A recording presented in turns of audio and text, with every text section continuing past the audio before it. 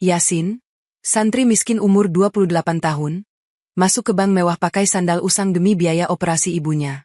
Tapi bukannya dibantu, ia malah ditertawakan pegawai di depan banyak orang, sampai ada satu tamu penting datang dan meminta data rekening Yasin dibuka saat itu juga.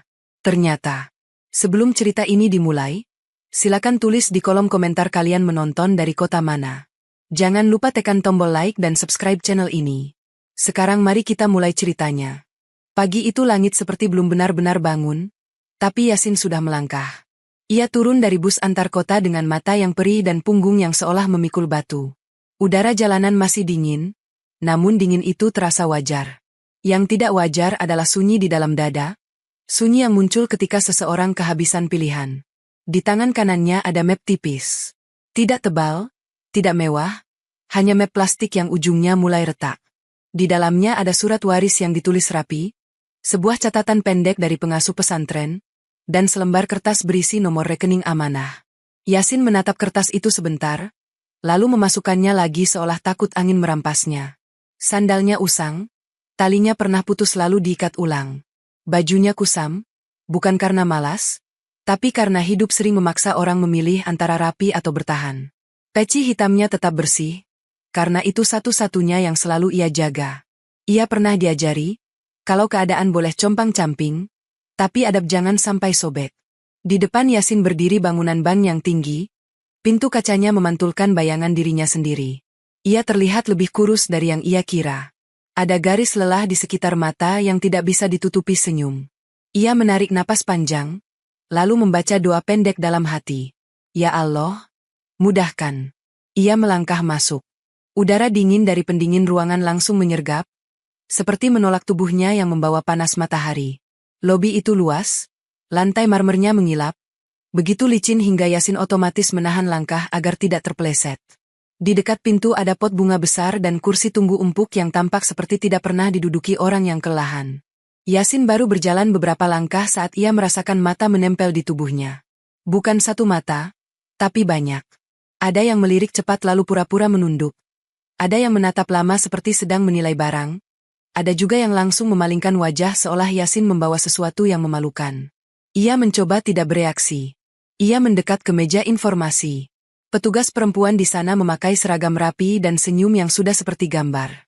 Yasin menyapa pelan, menyebut maksudnya dengan suara hati-hati. Petugas itu tidak menatap wajah Yasin. Tangannya hanya bergerak menunjuk loket layanan di sisi kanan. Tidak ada kata kasar, tapi rasa dinginnya lebih tajam dari hembusan pendingin ruangan. Yasin mengangguk dan berjalan ke arah loket. Di balik meja marmer panjang, seorang pegawai pria bernama Raka sedang merapikan berkas. Rambutnya licin, jam tangannya berkilau, dan cara duduknya seperti orang yang yakin dunia harus mengikuti ritmenya. Di sisi Raka, ada dua pegawai lain.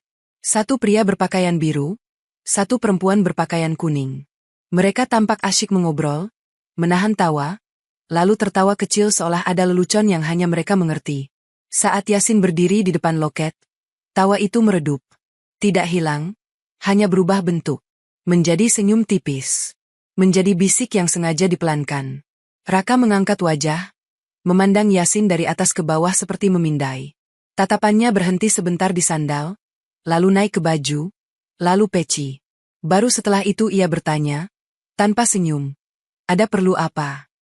Nada suaranya datar, tetapi ada sesuatu yang membuat Yasin merasa seperti sedang meminta maaf padahal ia belum melakukan apa-apa. Yasin membuka mapnya. Tangannya sedikit gemetar, namun ia berusaha menahan. Ia menyerahkan kertas nomor rekening dan surat dari pengasuh pesantren. Saya mau menarik dana dari rekening amanah, Mas. Keperluannya darurat. Kata darurat itu keluar pelan, seperti orang yang tidak punya tenaga untuk menjelaskan panjang. Raka mengambil kertasnya dengan dua jari, seolah takut ada debu yang menempel. Ia membaca sekilas, lalu mengangkat alis. Dua pegawai di sampingnya ikut menoleh, lalu mereka saling pandang. Ada tawa yang hendak pecah tapi ditahan dengan tangan menutup mulut. Raka menatap layar, mengetik cepat. Bunyi ketukan keyboard terdengar seperti pukulan kecil yang teratur.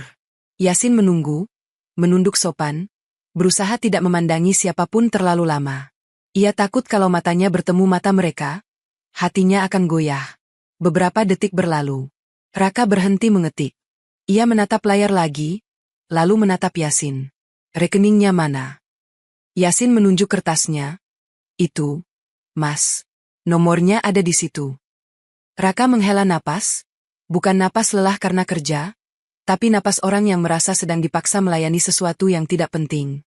Ini bukan nomor rekening yang valid. Dua pegawai di sebelahnya menahan tawa lagi.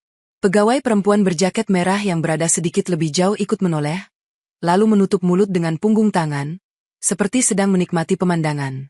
Yasin merasa pipinya panas. Tapi ia tidak mau kalah oleh panas itu. Ia kembali membuka map dan menunjukkan stempel pesantren di surat pengasuh. Ini suratnya resmi, Mas. Saya cuma minta dicek lagi. Ibu saya harus tindakan hari ini. Kata ibu membuat suara Yasin sedikit pecah. Ia tidak ingin terlihat lemah, tapi ia juga tidak bisa menahan getar yang muncul dari dalam. Raka menyender sebentar. Matanya menyapu Yasin, lalu ia tersenyum kecil yang tidak ramah. Kalau butuh uang, bukan di sini tempatnya. Kalimat itu pelan, tapi menusuk. Yasin membuka mulut, lalu menutup lagi. Ia ingin menjelaskan bahwa ia bukan datang untuk meminta, ia datang untuk mengambil hak yang sudah tercatat. Tapi di ruangan itu, penjelasan terdengar seperti pembelaan, dan pembelaan sering dianggap sebagai kesalahan tambahan. Ia menunduk lagi, menahan napas. Dalam pikirannya muncul wajah ibunya. Wajah yang semalam masih mencoba tersenyum meski napasnya berat. Tangan yang menggenggam pergelangan Yasin, seolah takut anaknya hilang. Suara ibunya yang lirih, meminta Yasin jangan putus asa, karena Allah tidak pernah tidur. Yasin menggenggam mapnya lebih kencang. Raka mengetuk meja pelan. Tunggu dulu. Saya cek ulang. Tapi nada itu bukan nada membantu. Nada itu seperti orang yang ingin membuktikan sesuatu, lalu menertawakan hasilnya. Raka mengetik lagi. Kali ini lebih lambat, seolah sedang sengaja memperpanjang. Dua pegawai lain mendekat, ikut melihat layar. Mereka berbisik. Sesekali menunjuk ke arah Yasin, lalu tertawa tertahan. Yasin berdiri seperti patung. Ia berusaha menjaga wajahnya tetap tenang, namun dadanya makin sempit. Di luar, orang-orang keluar masuk bank dengan pakaian rapi dan langkah ringan. Di dalam, Yasin merasakan dirinya menjadi sesuatu yang salah tempat. Raka tiba-tiba berhenti mengetik. Ia menoleh ke rekan di sampingnya, berbisik sesuatu, lalu mereka tertawa lebih jelas. Tidak keras, tapi cukup untuk membuat Yasin menangkapnya sebagai penghinaan. Saat itulah ponsel di saku Yasin bergetar. Satu getaran pendek, lalu berhenti. Yasin tidak langsung mengangkatnya. Ia takut kabar apa yang menunggu di seberang. Tapi rasa takut itu tidak bisa menahan kenyataan. Dengan tangan yang pelan, ia mengambil ponsel, menatap layar, dan melihat nama rumah sakit. Yasin menelan ludah. Ia menutup ponselnya lagi tanpa menjawab, seolah menunda luka beberapa detik. Lalu Raka menggeser kertasnya kembali ke arah Yasin, seperti orang melempar sesuatu yang tidak berguna. Sudah saya bilang, rekeningnya tidak ada. Masnya pulang saja. Jangan bikin antrean panjang. Kata pulang terdengar seperti mengusir. Yasin tidak bergerak. Ia menatap kertas itu, lalu menatap Raka, tanpa marah, hanya seperti orang yang sedang berusaha bertahan agar tidak runtuh di depan banyak mata. Di lobi bank yang dingin itu, Yasin merasakan satu hal yang lebih dingin dari marmer. Rasa malu yang dipaksa masuk ke dada orang yang sedang berjuang menyelamatkan nyawa. Ia menarik napas pelan, memeluk mapnya, dan melangkah mundur ke kursi tunggu dekat pintu, dengan ponsel yang masih bergetar pelan di genggaman. Yasin duduk di kursi dekat pintu, tempat angin dari luar kadang menyelinap saat orang keluar masuk. Ia menatap mapnya seperti menatap satu-satunya tali yang menahan hidupnya hari itu. Kertas nomor rekening yang tadi dikembalikan Raka masih ada bekas lipatan kecil, seperti ikut merasakan dipermalukan. Di dalam bank, semua berjalan seperti biasa. Mesin antrean mengeluarkan bunyi lembut. Sepatu-sepatu bersih melangkah tanpa ragu. Orang-orang bicara pelan, seolah takut suara mereka merusak wangi ruangan. Yasin berbeda. Ia bukan takut pada ruangan ini, tapi pada waktu. Setiap detik yang lewat seperti diambil dari napas ibunya. Ponselnya kembali bergetar, kali ini lebih lama, seolah rumah sakit menolak menunggu lagi. Yasin menutup mata sebentar, menarik napas, lalu mengangkat telepon dengan gerakan yang tertahan. Suara perawat terdengar jelas, terburu-buru, tapi berusaha sopan. Ibunya harus masuk tindakan, administrasi belum selesai, obat dan ruang harus dibayar lebih dulu. Yasin mengangguk pelan meski tak terlihat. Ia menatap lantai marmer yang mengilap, lalu menatap sepatunya sendiri yang sudah tipis. Setelah telepon ditutup, tangan Yasin tidak langsung turun. Ia memegang ponselnya lama, seperti memegang bara. Ada rasa ingin lari, ingin pulang, ingin menangis. Tapi pulang tanpa uang berarti kembali membawa tangan kosong, dan tangan kosong itu yang paling ia takuti. Ia berdiri, melangkah ke loket lagi. Kali ini ia tidak ingin berdebat. Ia hanya ingin satu orang di ruangan ini melihatnya sebagai manusia. Raka sedang melayani nasabah yang memakai kemeja rapi. Suaranya ramah, senyumnya mudah. Saat nasabah itu pergi, Raka menoleh ke Yasin dengan wajah datar yang kembali seperti dinding. Yasin berbicara pelan. Mas, saya mohon. Ibu saya harus tindakan hari ini. Tolong dicek ulang. Ini nomor rekening amanah. Ini surat pengasuh. Yasin menyodorkan surat itu lagi. Stempel pesantren terlihat jelas. Tulisan pengasuhnya rapi. Ada kalimat pendek yang menekankan bahwa perkara ini darurat dan harus dibantu. Raka tidak langsung mengambil. Matanya melirik sandal Yasin dulu, baru mengambil surat itu seperti orang yang terpaksa. Ia membaca 2 baris, lalu tertawa kecil. Di belakangnya, Naya dan Sinta ikut menoleh. Mereka seperti menunggu Raka melempar lelucon baru. Saat Raka mengembalikan surat itu, senyum tipis muncul di sudut bibirnya. Mas, kata Raka, suaranya dibuat pelan tapi cukup untuk didengar. Semua orang bisa bikin surat begitu. Tinggal beli stempel, beres. Kata-kata itu memukul Yasin lebih keras daripada tamparan. Ia merasakan dadanya sempit, bukan karena marah, tapi karena hancur perlahan. Namun Yasin tidak membentak. Ia menelan ludah, lalu berkata lagi dengan suara hampir berbisik. Saya tidak bohong. Raka menyender, lalu mengetik sesuatu asal. Wajahnya seperti menikmati peran sebagai hakim. Ia memandang layar sebentar, lalu menggeleng. Tidak ada. Saya sudah cek. Sinta menahan tawa dengan menutup mulut. Naya menatap Yasin sambil mengangkat alis, seolah berkata, sudah kubilang. Yasin menatap mereka satu persatu. Bukan untuk menantang, tapi seperti mencari celah belas kasihan. Ia tidak menemukannya. Yang ada hanya mata yang menilai dan mulut yang siap menertawakan. Kalau memang rekeningnya tidak ada, suara Yasin pelan tapi tegas, tolong arahkan saya ke bagian yang bisa bantu cek lebih dalam. Raka menghela napas panjang. Mas, ini ban, bukan tempat cari sensasi. Kalau mau minta bantuan, ke lembaga sosial. Jangan bikin orang lain nunggu. Kalimat itu membuat beberapa kepala di antrean menoleh. Ada yang menatap Yasin dengan rasa ingin tahu, ada yang mengernyit, ada yang tersenyum tipis seperti ikut terhibur. Yasin merasakan pipinya panas, tapi ia tetap berdiri. Ia ingin berkata bahwa ia tidak minta sedekah. Ia ingin berkata bahwa ia hanya ingin mengambil hak yang dititipkan.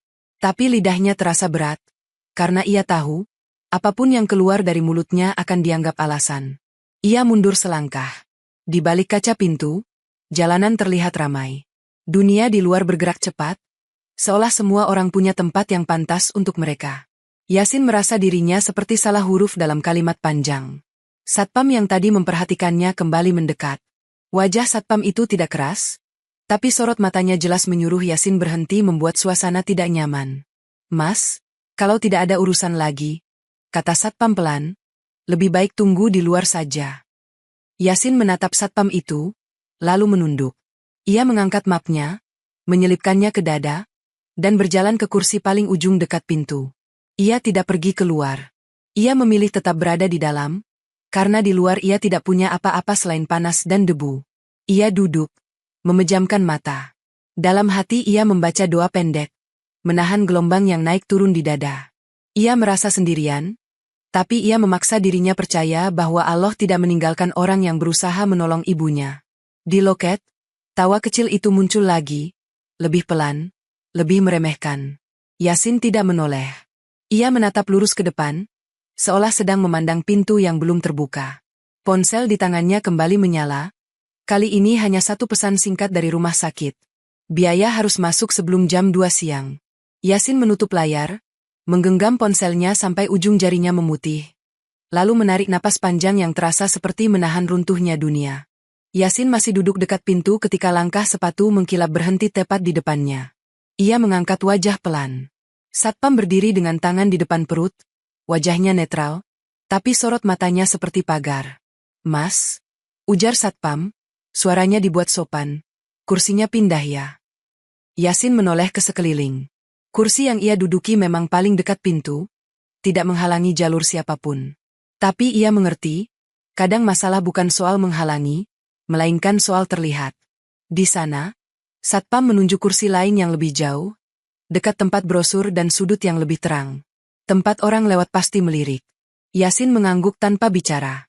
Ia berdiri perlahan, memeluk mapnya.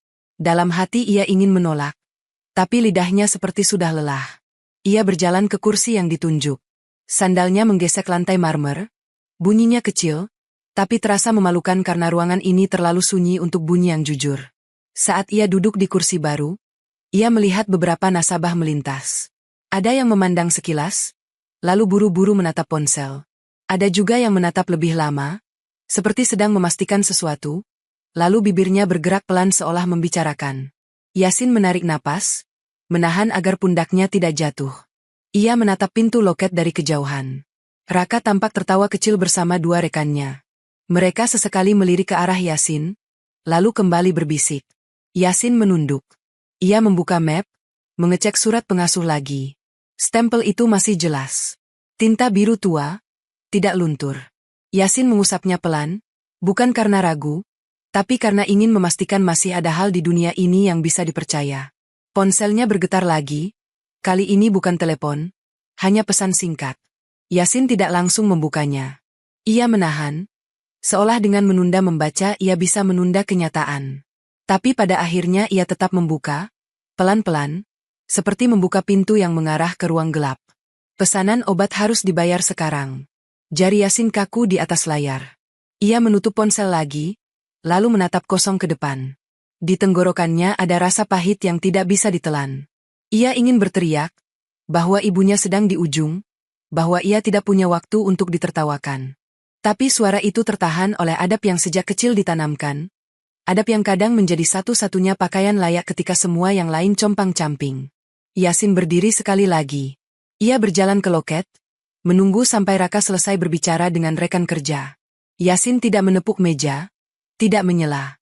Ia hanya berdiri, sopan, seperti santri yang menunggu giliran mengaji. Raka menoleh dengan wajah jengkel. "Mas ini lagi." Yasin menunduk sedikit. "Mas, saya mohon. Saya cuma butuh dicari jalan. Kalau bagian ini tidak bisa, saya ikut prosedur mana saja." Raka menyender dan mengangkat bahu. "Sudah dibilang, tidak ada. Mau prosedur apa lagi? Mas pikir ini warung?" Kata warung diucapkan seolah hinaan. Naya menutup mulutnya, menahan tawa. Sinta ikut tertawa pelan, lalu menatap Yasin dari ujung rambut sampai ujung kaki, seperti memotret untuk bahan cerita pulang kerja. Yasin menatap Raka sebentar. Dalam dadanya ada rasa panas yang ingin melompat. Ia meremas mapnya, merasakan plastik tipis itu hampir sobek. Ia menarik napas, mencoba menenangkan pikirannya dengan satu kalimat yang sering ia dengar di pesantren. Allah bersama orang yang menahan diri. Ia mengangguk pelan. "Baik, Mas." Yasin mundur. Ia kembali ke kursi. Tapi kali ini, kursi itu tidak terasa seperti tempat menunggu. Kursi itu terasa seperti tempat dihukum. Sementara orang lain lalu lalang tanpa sadar bahwa ada seseorang yang sedang menahan hidupnya agar tidak jatuh. Belum sempat Yasin duduk sempurna, Satpam kembali mendekat. Nada suaranya lebih tegas daripada tadi. "Mas," katanya pelan, "sebaiknya tunggu di luar saja. Ini area nasabah." Yasin menatap Satpam. Kata area nasabah membuat sesuatu di dalam dirinya retak halus. Ia ingin berkata bahwa ia juga nasabah. Ia datang membawa nomor rekening. Ia datang membawa surat resmi. Tapi mulutnya terasa kering, dan ruangan ini tidak memberi ruang untuk pembelaan. Ia berdiri perlahan. Bukan karena patuh sepenuhnya, tapi karena tidak ingin suasana tambah rusuh. Ia melangkah menuju pintu kaca, berhenti tepat di ambang. Dari luar, cahaya matahari terasa lebih hangat, tapi juga lebih kejam. Dari dalam, dingin terasa tajam, Tapi setidaknya masih ada kesempatan. Yasin menatap loket sekali lagi. Raka tertawa kecil, lalu kembali melayani orang lain dengan ramah. Yasin menunduk, memegang ponselnya erat. Ia membaca doa pendek dalam hati, lalu melangkah keluar ke teras bank, berdiri di antara panas jalanan dan dingin kaca, menunggu sesuatu yang belum ia pahami bentuknya. Di teras bank, Yasin berdiri di bawah bayangan atap yang tidak benar-benar melindungi. Panas jalanan merambat dari aspal, naik ke betisnya, lalu berhenti di dada yang sudah sesak sejak pagi. Pintu kaca di belakangnya memantulkan tubuhnya yang terlihat kecil di antara pantulan dunia yang rapi. Ia menatap ponsel yang sejak tadi seperti tidak sabar di genggaman. Getaran terakhir terasa lebih berat dari sebelumnya, seakan rumah sakit tidak sedang memanggil, tapi menariknya dengan paksa. Yasin akhirnya menekan tombol jawab. Suara perawat terdengar terburu-buru, napasnya cepat, tapi masih mencoba lembut. Mas Yasin, maaf saya ganggu lagi. Kondisi ibu Mas turun. Dokter minta tindakan dipercepat, tapi administrasi belum bisa jalan kalau belum ada pembayaran. Obat juga harus segera ditebus. Yasin memejamkan mata. Ia merasa tengkuknya dingin, padahal matahari ada tepat di atas kepala. Kata turun itu menancap lebih dalam daripada kata apapun. Dalam bayangannya, ibunya terbaring dengan selang, menahan sakit tanpa banyak suara, seperti selalu. Saya lagi di bank, Mbak, kata Yasin pelan. Saya sedang urus. Tolong tahan sebentar. Perawat diam sebentar, lalu suaranya makin lirih. Mas, ini sudah masuk batas waktu. Kalau lewat, kita harus tunggu jadwal ruang tindakan berikutnya. Yasin tidak menjawab. Ia takut kalau ia menjawab, suaranya akan pecah. Ia hanya mengangguk pelan, lalu menutup telepon dengan tangan gemetar. Beberapa detik ia berdiri seperti itu, menatap ujung jalan tanpa melihat apa-apa. Di dalam kepala, suara tawa pegawai bank tadi bercampur dengan suara perawat, seperti dua pisau yang saling menggesek. Yasin menarik napas panjang. Ia menoleh ke pintu kaca. Di dalam, bank tampak tenang. Orang duduk menunggu dengan nyaman, mesin antrean berbunyi lembut, dan pegawai menyapa ramah. Seolah tidak ada yang sedang berlari mengejar nyawa. Yasin mendorong pintu kaca itu lagi dan masuk. Udara dingin langsung menyergap, membuat kulitnya merinding. Ia melangkah ke arah loket. Kali ini ia tidak berjalan lambat. Bukan karena marah, tapi karena waktu tidak lagi mau diajak sopan. Di dekat loket, Raka sedang bercanda dengan dua rekan. Mereka tertawa pelan, lalu salah satunya menoleh ke arah Yasin yang datang lagi. Senyum itu muncul, senyum yang seperti sudah hafal cara merendahkan tanpa mengotori tangan. Yasin berdiri tepat di depan loket. Ia menunduk sedikit, lalu membuka mapnya. Ia mengeluarkan surat pengasuh dan menyodorkannya dengan dua tangan. Mas, saya mohon. Suara Yasin tidak keras, tapi lebih tegas dari sebelumnya. Saya baru ditelepon rumah sakit. Ibu saya harus tindakan. Kalau hari ini tidak bisa, ibu saya bisa tidak tertolong. Kata tidak tertolong membuat ruang di dada Yasin seakan terpotong. Raka mengambil surat itu lagi, membaca sekilas, lalu mengangkat sudut bibirnya. Mas, saya sudah bilang. Sistemnya tidak ada. Mau saya sulap? Sinta tertawa kecil. Naya menutup mulut, tapi matanya berbinar seperti menikmati tontonan. Yasin menelan ludah. Ia menahan agar tangannya tidak gemetar saat menunjuk stempel pesantren. Ini surat resmi. Tolong mas. Kalau salah nomor, saya siap ikut prosedur apapun. Saya bisa kasih kontak pengasuh pesantren untuk verifikasi. Raka meletakkan surat itu kembali di meja, bukan menyerahkannya, tapi menekannya dengan ujung jari, seolah menguasai. Kontak siapapun tidak ngaruh. Ini ban, mas. Ada aturan. Kata aturan diucapkan seperti pagar tinggi yang sengaja dibuat untuk orang seperti Yasin. Yasin menatap mata Raka, mencoba mencari sisa manusia yang mungkin bisa mendengar. Mas, saya tidak minta dibantu karena kasihan. Saya hanya minta hak saya diproses. Kalau perlu, saya tunggu di sini sampai malam. Raka menoleh ke satpam seolah memberi tanda. Satpam yang berada tidak jauh langsung melirik. Raka tersenyum tipis. Mas, jangan bikin ribut. Nanti saya minta mas keluar. Yasin menarik napas pelan. Ia merasa dunia mengecil. Ruang dingin ini tidak memberi tempat bagi orang yang membawa luka. Tapi ia tidak bisa mundur, karena mundur berarti kembali ke rumah sakit tanpa apa-apa. Di saat itulah sebuah suara berbeda terdengar dari arah pintu masuk. Suara pintu kaca terbuka, disusul langkah yang lebih pasti, lebih tenang, seperti langkah orang yang tidak pernah dipertanyakan di ruangan ini. Beberapa pegawai yang tadi tertawa mendadak membenarkan sikap. Manajer cabang terlihat berjalan cepat menyambut seseorang, senyumnya lebar, tubuhnya sedikit membungkuk. Yasin menoleh pelan. Seorang pria tua berwajah tenang masuk, pakaiannya rapi, tapi tidak mencolok. Di belakangnya ada dua orang berseragam yang berjalan dengan jarak terukur. Pria tua itu tidak langsung menatap loket, tidak juga menatap antrean. Matanya menyapu ruangan, lalu berhenti pada satu titik. Yasin. Tatapan itu tidak seperti tatapan Raka. Tidak menilai, tidak menghitung. Tatapan itu seperti orang yang mengenali sesuatu yang pernah hilang, lalu menemukannya lagi dalam bentuk yang tidak disangka. Raka buru-buru berdiri lebih tegak. Ia menoleh, wajahnya langsung berubah manis. "Pak, selamat datang." Pria tua itu tidak menjawab sapaan Raka. Ia melangkah mendekat pelan, sampai jaraknya tidak jauh dari Yasin. Suaranya rendah, tapi cukup terdengar oleh orang di sekitar. "Namamu siapa?" katanya. Yasin menelan ludah, lalu menunduk sopan. "Yasin, Pak." Pria tua itu mengangguk kecil, lalu matanya turun ke map tipis di tangan Yasin, kemudian naik lagi ke wajah Yasin yang menahan pecah. "Buka data rekeningnya," kata pria tua itu, menoleh ke manajer cabang. "Sekarang." Manajer cabang langsung mengangguk cepat, tanpa bertanya. Dan untuk pertama kalinya sejak pagi, ruangan itu kehilangan tawa. Manajer cabang muncul dari balik pintu kaca bagian dalam.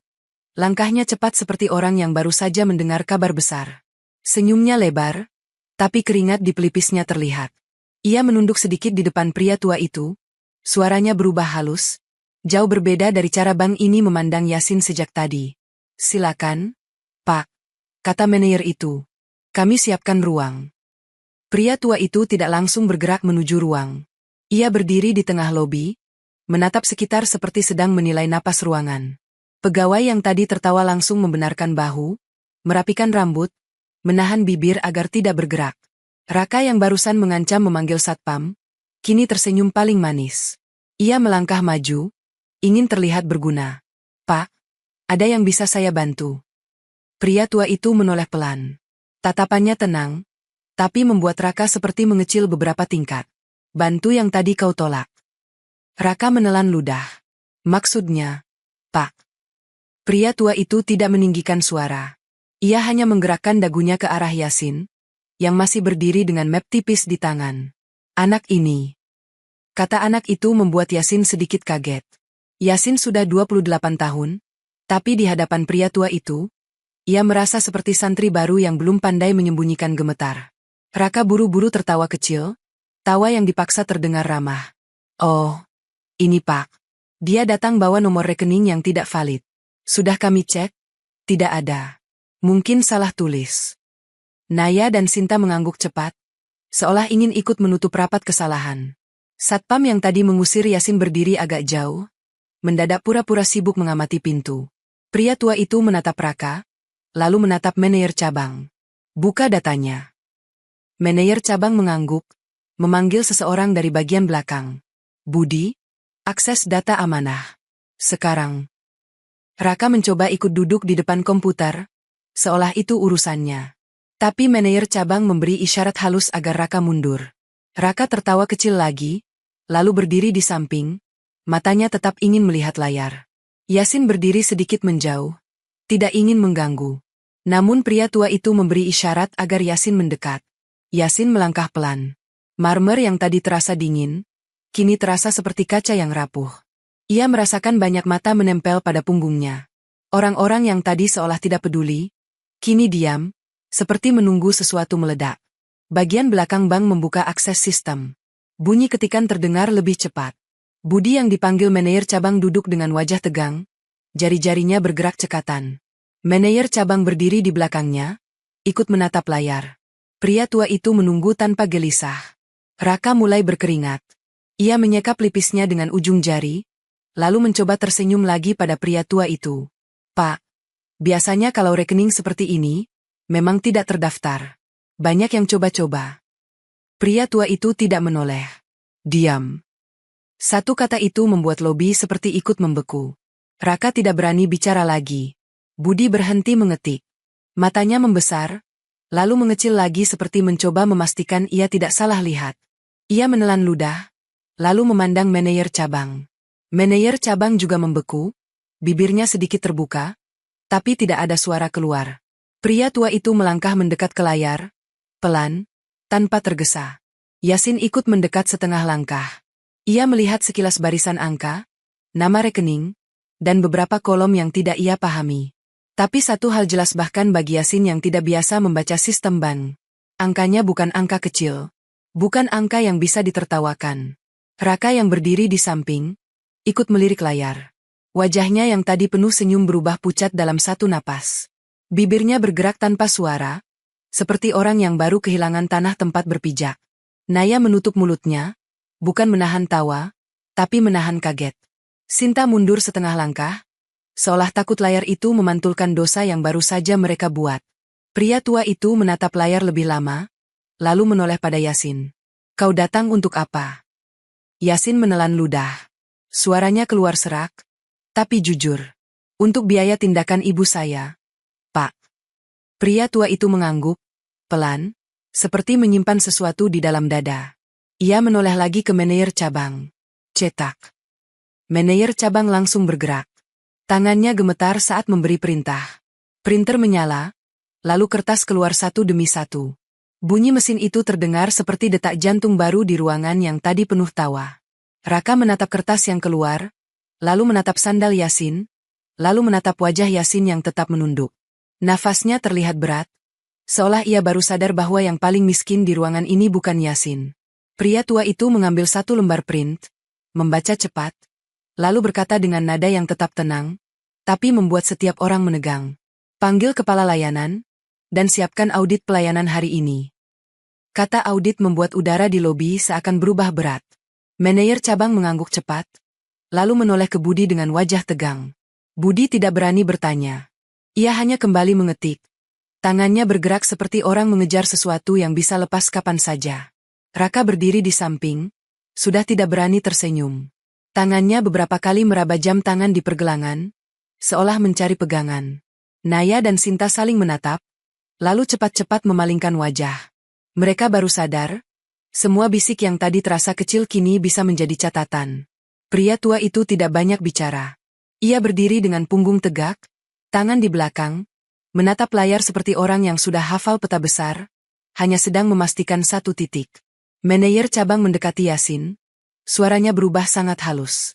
Mas Yasin, silakan duduk di ruang tamu sebentar ya. Kami proses segera. Yasin menatap manajer itu tanpa tahu harus menjawab apa. Kalimat silakan duduk terdengar seperti sopan, tapi juga terdengar terlambat. Yasin mengangguk kecil. Ia ingin duduk, namun kakinya seperti lupa caranya. Pria tua itu mengangkat tangan pelan, menahan manajer cabang. Tidak usah dipindah. Proses di sini. Biar semua melihat. Manajer cabang menelan ludah. Ia mengangguk lagi. Yasin berdiri tetap di tempatnya.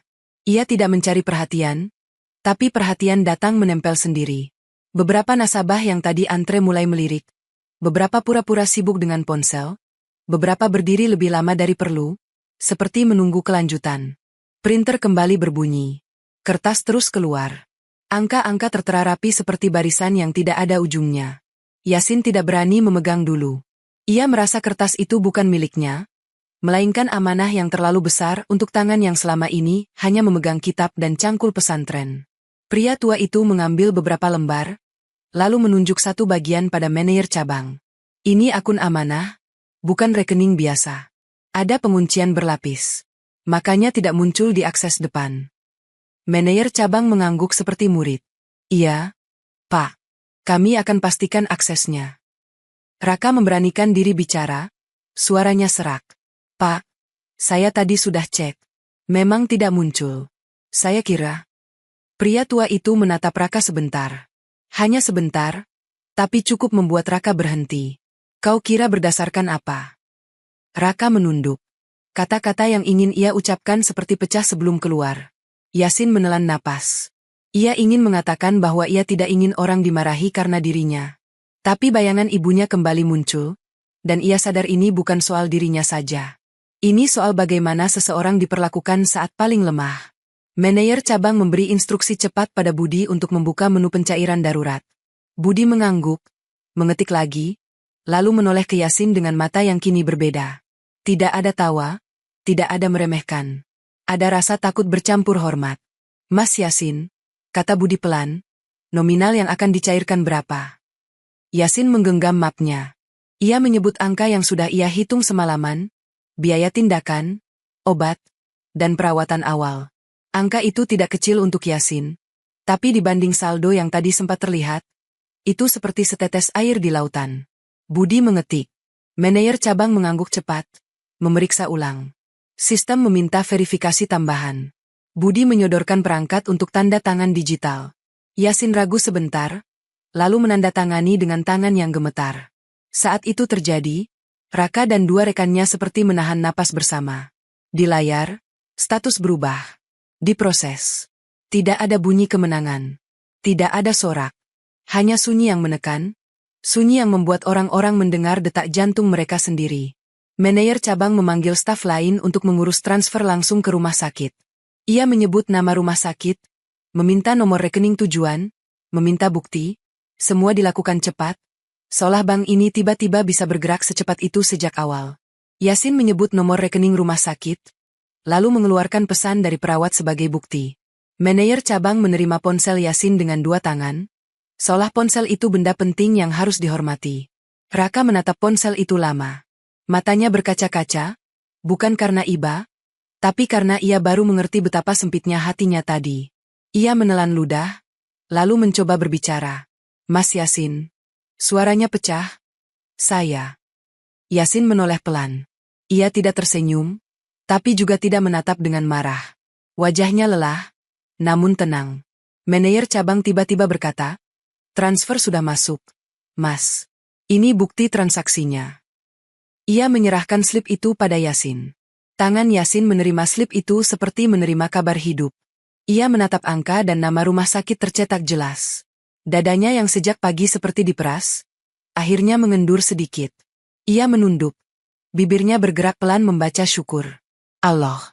Pria tua itu menatap Yasin, lalu menoleh pada manajer cabang. Sekarang panggil kepala layanan. Saya ingin dengar laporan dari semua yang bertugas, termasuk yang menertawakan. Raka membeku. Naya dan Sinta seperti kehilangan warna di wajah. Yasin menggenggam slip itu erat, seperti takut kertas itu menghilang kalau ia lengah. Ia melangkah setengah langkah mundur, bukan untuk menghindar, tapi karena ia merasa badai yang sebenarnya baru saja mulai bergerak. Kepala layanan datang tergesa dari arah belakang. Napasnya sedikit tersengal seperti baru dipanggil saat belum siap. Ia berdiri di samping manajer cabang, menatap pria tua itu dengan wajah yang berusaha tenang tapi jelas tegang.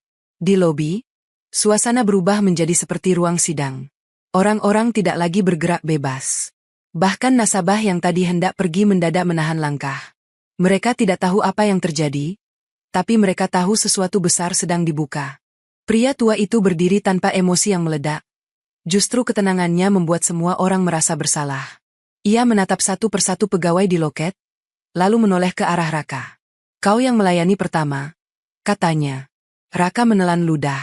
Bibirnya kering. Ia mencoba tersenyum, tapi senyum itu gugur sebelum jadi. Iya, Pak. Ceritakan dari awal, ujar pria tua itu.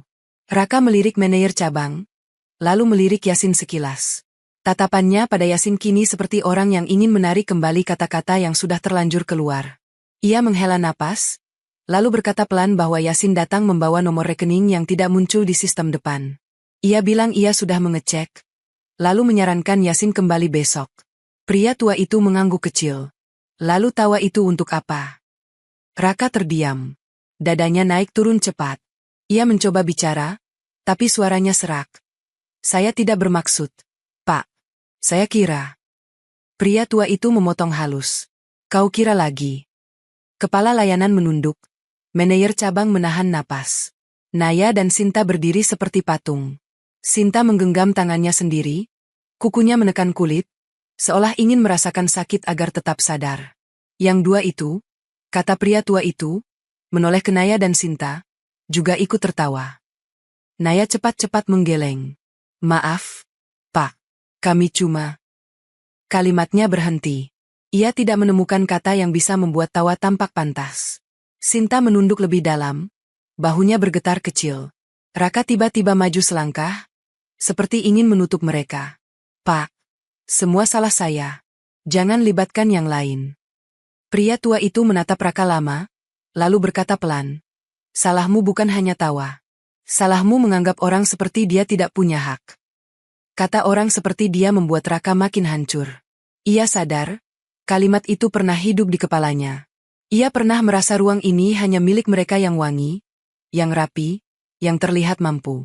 Dan Yasin, dengan sandal dan map tipis, terasa seperti noda yang harus disingkirkan.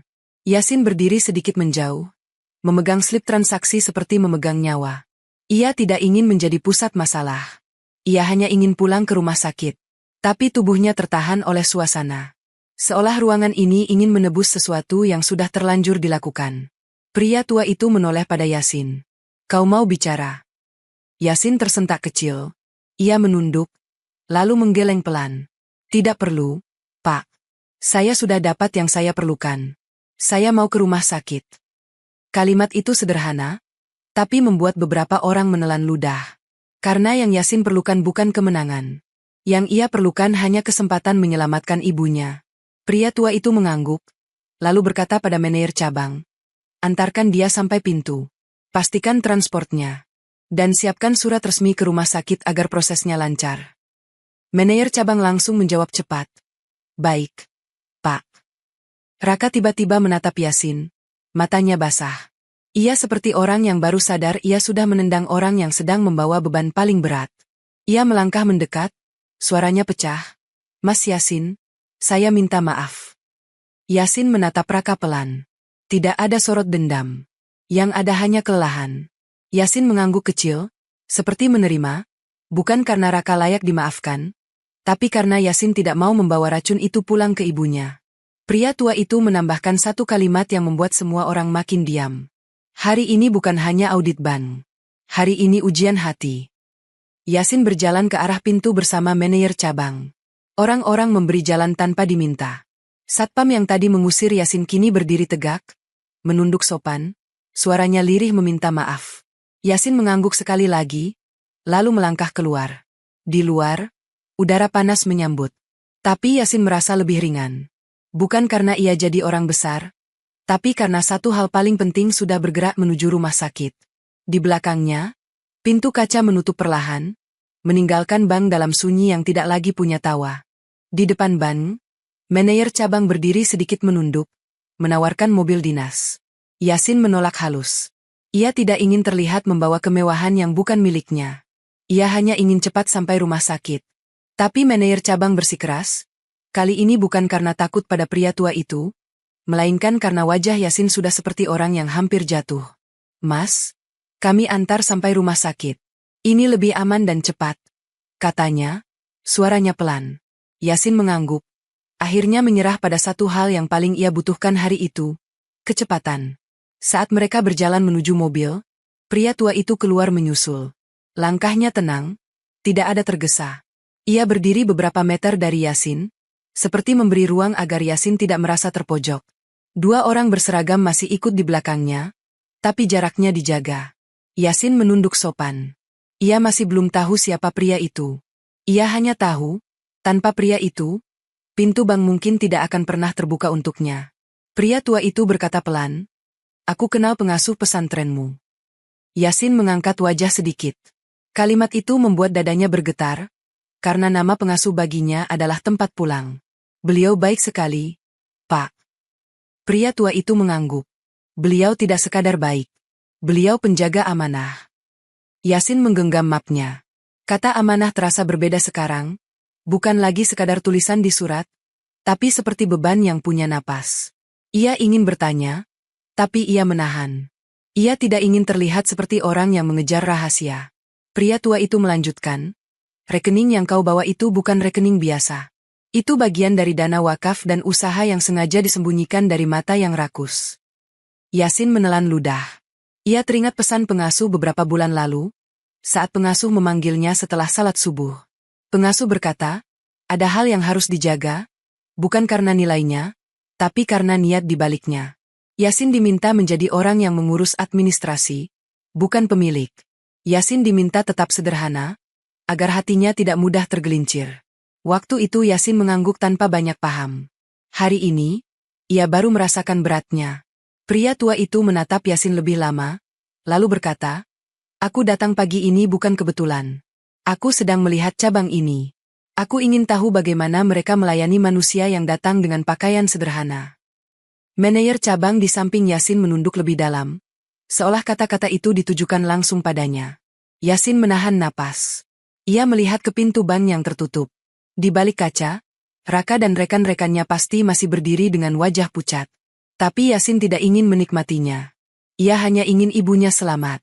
Pak, kata Yasin pelan, saya tidak ingin siapapun dihancurkan karena saya. Saya cuma ingin cepat ke rumah sakit. Pria tua itu mengangguk. Kau tidak meminta balas. Itu yang membuat pengasuh mempercayaimu. Yasin menunduk. Pipinya terasa panas. Ia bukan suci. Ia hanya terlalu lelah untuk membalas. Di dadanya masih ada luka, tapi luka itu tidak boleh mengalahkan tujuan. Pria tua itu mengeluarkan sebuah kartu nama dari saku dalam jasnya. Ia tidak menyodorkannya seperti orang pamer. Ia meletakkannya di atas map Yasin dengan gerakan lembut, lalu berkata, setelah ibumu stabil, temui aku. Bukan untuk harta, tapi untuk menyalurkan amanah ini ke tempat yang tepat. Yasin menatap kartu itu. Ada nama yang tertulis, jabatan yang membuatnya merasa aneh, seolah ia sedang memegang pintu menuju dunia yang selama ini ia anggap bukan miliknya. Komisaris utama. Yasin menelan napas, lalu mengangkat mata ke pria tua itu. Kenapa saya, Pak? Pria tua itu tidak menjawab dengan panjang. Ia hanya berkata, karena kau tidak memandang manusia dari kain. Kau memandang dari doa. Yasin merasakan tenggorokannya sakit. Ia teringat ibunya yang selalu berdoa meski hidup menekan. Ia teringat pengasuh yang selalu mengingatkan bahwa miskin bukan soal uang, tapi soal hati yang tidak mau berbagi. Yasin mengangguk kecil. Ia menyelipkan kartu itu ke dalam map, bukan ke dompet. Ia takut kalau ia menaruhnya di tempat yang terlalu dekat dengan kebanggaan. Manajer cabang membuka pintu mobil. Yasin masuk, memegang slip transaksi dan mapnya di pangkuan. Saat mesin dinyalakan, pria tua itu berdiri di samping mobil, menatap Yasin sekali lagi. Pergilah, katanya pelan. Selamatkan ibumu. Yasin mengangguk. Di dalam hatinya, ia memanggil Allah tanpa suara, seperti orang yang memeluk doa saat dunia berubah bentuk. Mobil bergerak pelan meninggalkan ban. Dari kaca, Yasin melihat bangunan itu makin kecil. Tapi rasa dingin yang ia rasakan di sana masih menempel, bukan di kulit, melainkan di ingatan. Mobil dinas melaju membelah jalan kota. Pendingin di dalam mobil terlalu dingin, tapi Yasin tidak peduli. Tangannya menggenggam slip transaksi erat. Seperti kalau ia melepas sedikit saja, nasib bisa berubah lagi. Map tipisnya ia peluk. Seolah di dalamnya ada suara ibunya yang meminta ia jangan terlambat. Manajer cabang duduk di kursi depan, sesekali menoleh ke belakang memastikan Yasin baik-baik saja. Ia tidak banyak bicara. Mungkin ia takut kata-kata bisa salah lagi. Di sisi sopir, radio dimatikan, suasana dibuat hening seperti menghormati. Yasin menatap keluar jendela. Orang-orang di trotoar berjalan biasa, pedagang membuka lapak, motor melintas, semua tampak normal. Tidak ada yang tahu, di dalam mobil ini ada seorang santri yang barusan dipatahkan lalu dipulihkan dalam waktu singkat. Seperti ranting yang ditarik sampai hampir putus. Ponsel Yasin bergetar. Ia melihat layar. Nama pengasuh pesantren muncul. Jantungnya berdetak lebih kencang. Pengasuh jarang menelepon di jam seperti ini. Yasin mengusap pecinya, lalu menjawab, Assalamualaikum, Nak. Suara pengasuh terdengar lembut, tapi ada sesuatu yang berat di baliknya. Waalaikumsalam, Kiai, jawab Yasin pelan. Saya sudah urus transfernya. Saya sedang menuju rumah sakit. Alhamdulillah yang diucapkan pengasuh terdengar seperti helaan napas panjang yang ditahan sejak subuh. Lalu suara pengasuh berubah sedikit lebih tenang, tapi kalimat berikutnya membuat Yasin menggenggam ponselnya lebih erat. Nak, aku harus bilang satu hal yang selama ini aku simpan. Yasin menelan ludah. Apa itu, Kiai? Pengasuh diam sebentar, seperti memilih kata yang tidak melukai. Amanah itu bukan datang tiba-tiba. Itu sudah lama menempel pada keluargamu. Yasin terpaku. Suara jalanan di luar seolah menjauh. Keluarga saya, gumam Yasin, hampir tidak terdengar. Iya, jawab pengasuh. Ayahmu dulu bukan orang kecil. Tapi beliau memilih menghilang dari dunia itu, karena ada masa ketika harta memanggil banyak orang rakus. Beliau membawa satu hal, bukan uang, tapi kunci agar wakaf dan usaha itu tetap aman. Yasin merasa kepalanya berdenyut. Ia teringat ayahnya yang wafat saat ia masih kecil. Yang ia ingat hanya telapak tangan ayahnya yang hangat, suara ayah yang jarang bicara, dan cara ayah menatap ibunya seperti orang yang menyimpan rahasia besar. Yasin selalu mengira ayahnya hanya buruh biasa yang lelah. Kiai, suara Yasin serak. Kenapa saya tidak pernah tahu? Pengasuh menghela napas. Karena kalau kau tahu saat hatimu belum kuat, kau bisa salah jalan. Ibumu meminta aku menjaga ini sampai waktunya. Ibumu tahu kau akan diuji dari arah yang paling menyakitkan. Yasin memejamkan mata. Kata ibumu membuat dadanya pecah pelan. Jadi ibunya selama ini memikul sesuatu yang tidak pernah ia ceritakan. Ibunya menahan hidup sederhana bukan karena tidak bisa, tapi karena takut harta membuat mereka kehilangan diri. Di kursi depan, manajer cabang menoleh sebentar, lalu kembali menatap jalan. Ia tidak ikut mendengar, tapi ia seperti mengerti. Percakapan ini bukan percakapan biasa. Pengasuh melanjutkan, hari ini ujianmu bukan cuma di ban. Ujianmu adalah apakah kau tetap jadi Yasin yang aku kenal setelah kau tahu ada angka besar di belakangmu. Yasin menggigit bibirnya. Ia ingin menangis, tapi ia menahan. Mobil terus melaju, tapi rasanya Yasin sedang berdiri di tempat yang tidak punya lantai. Saya cuma mau ibu saya selamat, Kiai, katanya pelan. Dan itu jawaban yang membuat aku tenang, ujar pengasuh. Nak, kalau nanti ada yang memuji, ingat, yang menyelamatkan bukan manusia. Semua hanya jalan. Yang menulis akhirnya hanya Allah. Yasin mengangguk. Ia tidak tahu pengasuh bisa melihatnya atau tidak. Tapi ia mengangguk seperti anak kecil yang takut salah. Telepon ditutup. Yasin menatap slip transaksi di tangannya. Angka itu nyata. Tapi kata-kata pengasuh lebih nyata.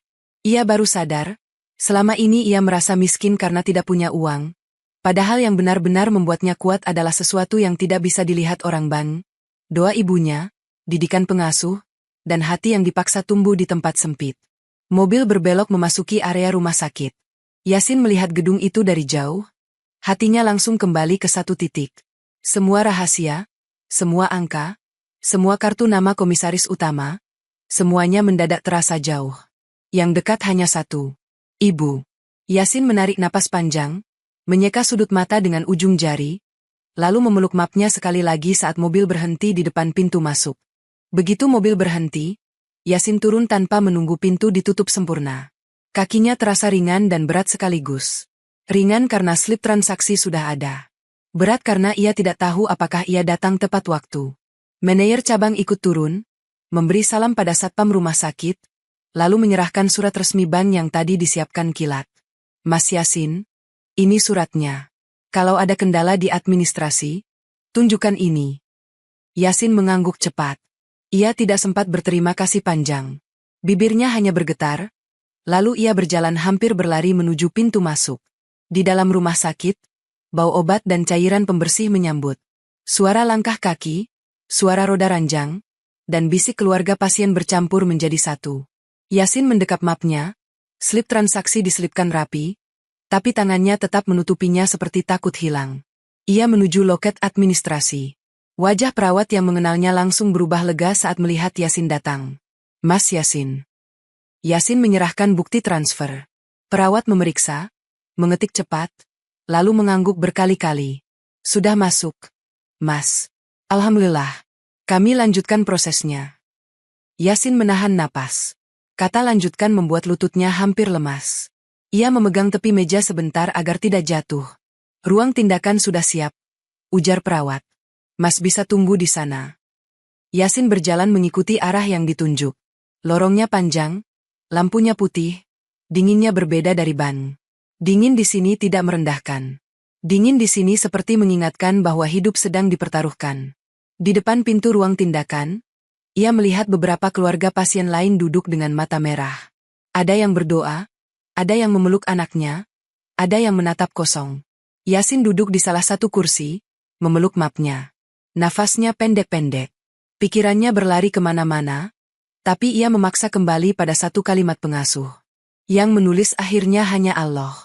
Ponselnya bergetar. Pesan dari pengasuh. Singkat. Jaga hati, nak. Yasin menatap pesan itu lama, lalu menutup ponselnya pelan, seperti menutup luka agar tidak menganga.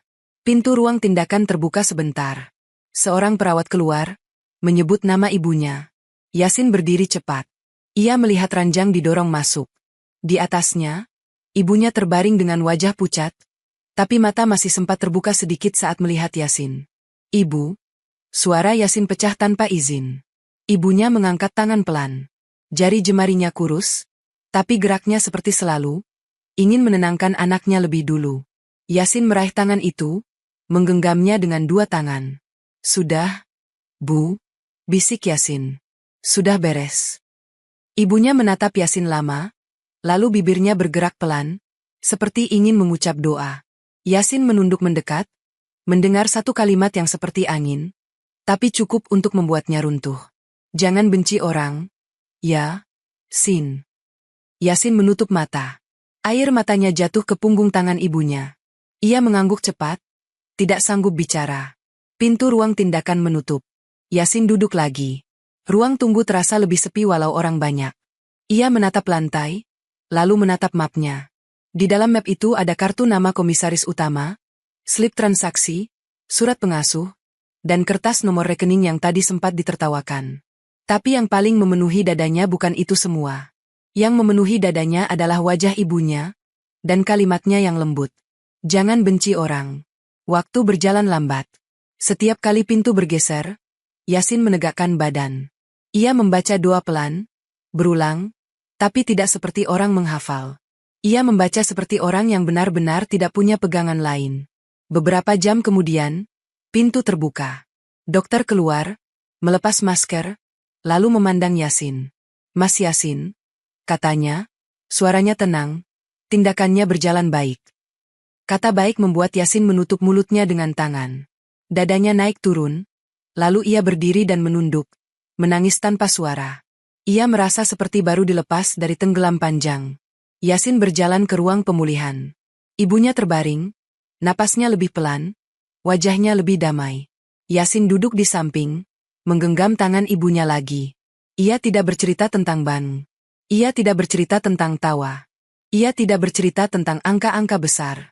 Ia hanya berbisik pelan, dekat telinga ibunya. Terima kasih sudah kuat, Bu. Ibunya tidak menjawab, tapi jari jemarinya bergerak sedikit, seperti memberi isyarat bahwa ia mendengar. Di luar jendela, langit sore berubah warna. Yasin menatapnya sebentar, lalu kembali menatap ibunya. Dalam hatinya, ia menyebut Allah sekali lagi, bukan untuk meminta lebih, tapi untuk bersyukur karena hari ini ia diberi satu kesempatan, menjaga amanah tanpa kehilangan hati.